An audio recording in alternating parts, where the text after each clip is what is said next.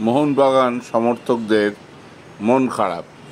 যেভাবে অসংখ্য সুযোগ তৈরি করেও জামশেদপুরের বিরুদ্ধে তাদের মাঠে পরাজয় বরণ করে নিতে হয়েছে, সেটা মেনে নিতে পারছেন না অনেকে। সেটাই স্বাভাবিক। তবে তাদের মন খারাপ করার দরকার নেই, পরিষ্কার জানিয়ে দিলেন কোচ হোসে মলিনা। সবুজ মেরুন হেড স্যার জানিয়েছেন, জামশেদপুর নিজেদের শক্তিশালী ডিফেন্স এবং কাউন্টার আক্রমণ পদ্ধতিতে সফল হয়েছে। তিনি নিশ্চিত সোমবার অর্থাৎ 7ই এপ্রিল যুবভারতীতে ম্যাচের ফল উল্টে দেবে মোহনবাগান।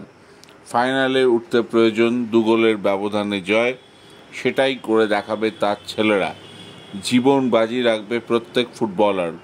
এই পরাজয় একটা চ্যাম্পিয়ন দলের ইগোকে কতটা আঘাত দিয়েছে সেটা ওই দিন মাঠেই জবাব দেবেন মোহন ফুটবলাররা। মাঝে 2 দিন সময়, সেভাবেই প্রস্তুতি নেবে সকলে। আপুইয়া এবং মনবীর সিং সেদিন দলে থাকবেন আশা করা যায়, কারণ দলের সঙ্গে জামশেদপুরে না গেলেও এই হারে কলকাতাতে বসে তাদের হৃদয় থেকেও রক্ত ঝরেছে। এর বদলা তারাও নিতে চাইবে। এর সঙ্গে যোগ করুন মোহন সমর্থকদের যেভাবে জামশেদপুরের মাঠে ওদের সমর্থকরা এবং পুলিশরা লাঠিচার্জ করেছে, এই জবাবটাও মাঠে জামশেদপুরকে হারিয়ে দিতে হবে মোহনবাগানকে।